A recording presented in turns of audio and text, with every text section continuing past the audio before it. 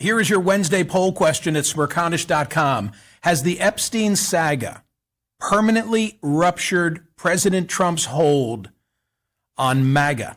Is this a one-off, what we've just recently experienced, or a sign of what's to come from now till the end of his term? Yesterday was an incredible day. Incredible day. The day started with a Cloudflare failure. I'd never heard of Cloudflare before, but it took down my website and a lot of the internet globally and disrupted the poll question of the day and our dispatch of the newsletter and so forth. In the early morning yesterday, the question was, will a majority of the GOP support the release of the Epstein file? Like 24 hours ago, that's where we were. Hey, in the end, it's going to pass. But do you think more than half of the 219 Republican House members are going to be for it? And then during the course of the morning, what transpired? Speaker Johnson now held a press conference, and I was trying to monitor the press conference and also speak on radio at the same time. Never a great idea. What I heard him say was that the bill was flawed in many respects. And I wondered, well, what's he setting the stage for? He also said he'd be voting for it, but he was hoping that the Senate was going to fix it. Okay, now it seems like it's going to be unanimously passed by the House of Representatives, and it was, save one Republican member of Congress from Texas. But the question was then one of, what is the Senate going to do? Because after all, Speaker Johnson has just told Senate Majority Leader Thune there's some things here that need to be fixed. But it was like a hot potato, and the Senate didn't want to hold it in its hands for all that long. And so unanimously, it gets out of the Senate and now goes to President Trump's desk. The speed with which all of this happened is just remarkable. And that's what raises the question. If every Republican except the Republican from Texas in the end did something that President Trump really didn't want them to do, notwithstanding what he said in that, I think it was Sunday night, Truth Social post, then does this represent some type of permanent rupture? That's the poll question, and I'll get back to it in just a moment. Thank you to my friends at Parx Casino. If you're looking for a gift this holiday season, frankly, for anybody at all who's on your list, there's something coming to Parx Casino that would interest everybody. If they're a classic rocker, you've got Grand Funk Railroad, the Marshall Tucker Band, Jefferson Starship.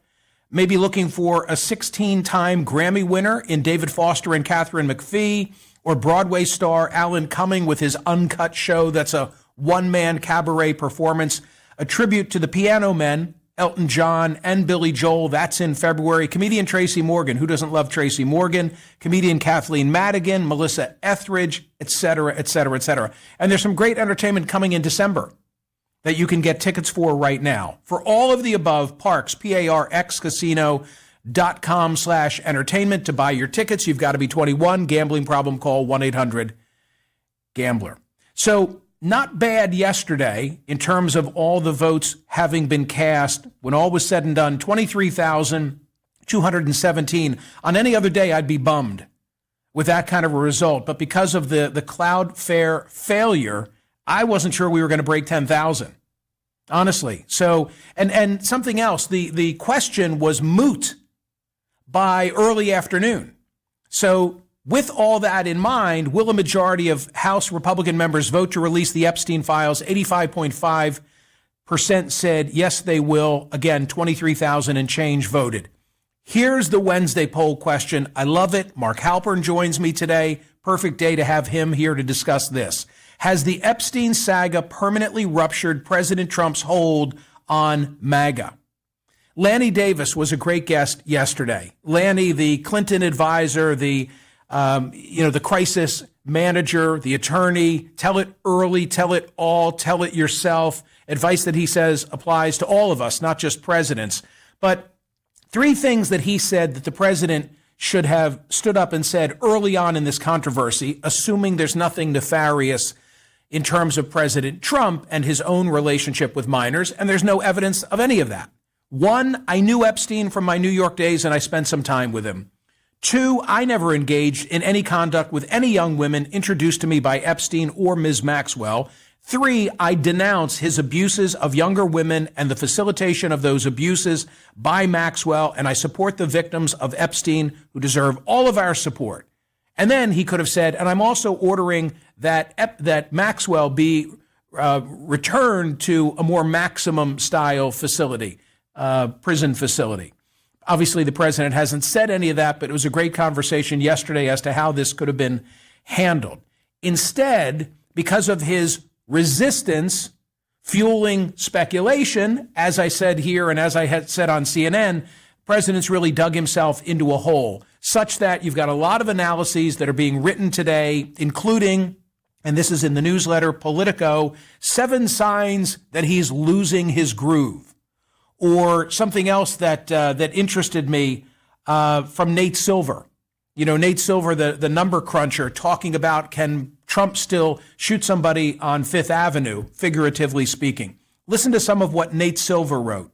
The school of thought that President Trump could shoot someone on Fifth Avenue and it wouldn't move his numbers with his base isn't quite right. For instance, Trump's approval ratings suffered in May after a series of tariff announcements triggered voter anxiety about the economy. More recently, they fell amid the shutdown after Trump and Republicans threatened SNAP benefits. Still, it's more than fair to make fun of commentators who claim that the sky is always falling for Donald Trump, that we've finally passed some point of no return where his popularity and political capital will fall in a downward spiral. After all, these predictions have been wrong over and over for literally a decade now. That's true, and maybe today's poll question is yet another one of them. But then he says, lately, there's been another round of sky is falling headlines, suggesting that Trump's hold on the GOP has finally weakened. But honestly, the case is stronger than usual because November has been particularly rough for the president. And then he goes through some of what the president has recently had to deal with and then frames it around Jeffrey Epstein. He really doesn't come to a firm conclusion on today's poll question. The piece in the newsletter on this story that I highly recommend is an essay from Tina Brown, the former editor at Vanity Fair, Why Trump Doesn't Stand a Chance of Killing the Epstein Story. I love the way that she writes. I love the color that she brings to the equation. I'm just going to give you a little taste from Tina Brown in today's newsletter. No paywall. Enjoy it. She's talking about that video clip, TC, that I know you've seen, that we've all seen, of Trump and Jeffrey Epstein. They're at a Mar-a-Lago party. It's early 1992, I think. They're young. And they're younger. Right. And you see, you know, like Trump is doing a little bit of the white man overbite Trump dance. She writes this. I love this. That clip of the two of them leering at cheerleaders and models at a louche 1992 Mar-a-Lago party with Ghislaine Maxwell standing right behind them looks more like the Zapruder film every day. It's very chummy. It's very chummy. And you want to break it down by frame. Where are they looking? Who are they looking at? Watch it again. Right. Of course. Of course. I mean, it is, there's definitely something there. I agree with you that I don't think it's going to get anything criminal for the president. And I voted no on today's poll question. I said that it was not a permanent fissure. I think it's definitely a bump in the road. It's historically different from anything that he's faced before, but I still think he's absolutely firmly in charge of MAGA. I do. A little more from Tina Brown. Please. There's a particular word use that I'd never heard like this before. Go ahead. Let's see if you can identify the word. Wolf. Now she's talking about Michael Wolff, the author, yes. Right? Wolff defends his tactic. Let me do a better job of setting it up. Michael Wolff is a consigliere at a certain point for Jeffrey Epstein. That's what we've learned in some of the emails that have come out. So she's now talking about Wolff defending himself against the charges that his own ethics were compromised by the way in which he was providing advice to Epstein. Quote, Wolff defends his tactics as an attempt to ingratiate himself with Epstein for the eventual blistering story Wolff was sure to write. Perhaps there we should give him the benefit of the doubt. He certainly conned Rupert Murdoch's experienced comms team at News Corporation into giving him an all-access pass to the most powerful man in media, only to violate every agreed-upon ground rule and sell sources down the river. After Wolf first made nice, then trashed me, says Tina, in New York Magazine, I retaliated in the pages of Talk by describing his baleful, masturbatory glare, which gave me a modicum of satisfaction. A baleful, masturbatory glare. Masturbatory glare. Wow. Okay, there's that. And if you saw the picture that corresponds, and you will in the newsletter, that's pretty perfect. It's awesome. It's pretty perfect. It's awesome.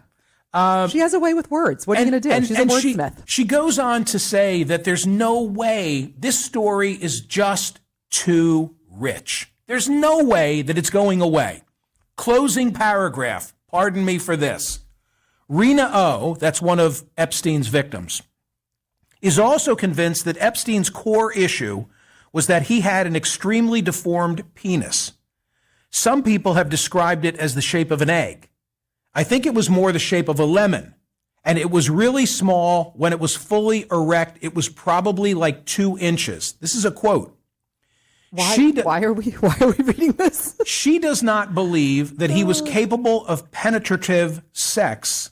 Strangely, I had this conversation with Rena right after reading on the Drudge Report about new DNA research on blood taken from fabric from the sofa on which Hitler shot himself, suggesting that the Fuhrer had the genetic marker for Kalman syndrome, which can result in the misfortune of micropenis. Oh, my goodness. And then she says, see what I mean? The angles are endless, yet Trump still believes he can quash the story. It's too rich. There's too much here. The document situation is going to go on forever. It's not going away. Now, let me get to data. I'll just quickly give you some of this. I'll be more descriptive about the data on radio today. But there's brand new polling from Reuters showing that the president has 38% approval, which is the lowest since his return to power, and that there are many signs of his grip on the Republican Party weakening, which gets to the poll question today. Trump has weathered a host of crises during his political career, including multiple prosecutions after he left office that were related to attempts to overturn the 2020 election. Through it all, he's kept a strong level of support among Republicans.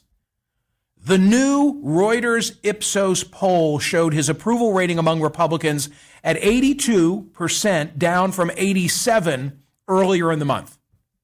So there's a 5% slide. 82% among members of his own party, pretty damn good. So it's not a big slide. But again, the polling, it's not possible for this polling to reflect the vote that was taken yesterday in the House and last night in the Senate. It's just an indicator of where we're going.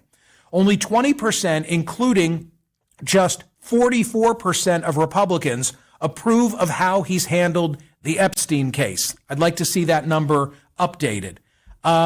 Moreover, a Morning Consult poll, 42% of Republicans polled believe that Trump was aware of sexual abuse. 29% say that he was not aware.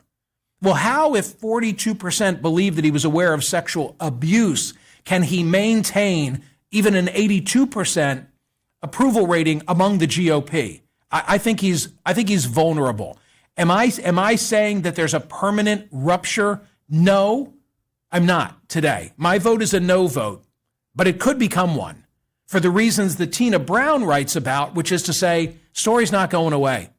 The story is not going away. And to complete the weave, the sooner that he follows Lanny Davis's advice, because I don't think it's too late, the better off he'll be. But I just think that he's incapable of following Lanny's advice. That's your Wednesday poll question. Go to Smerconish.com and cast a ballot. Has the Epstein saga permanently ruptured President Trump's hold on MAGA? We have good coverage in the newsletter today on this story and a hell of a lot more.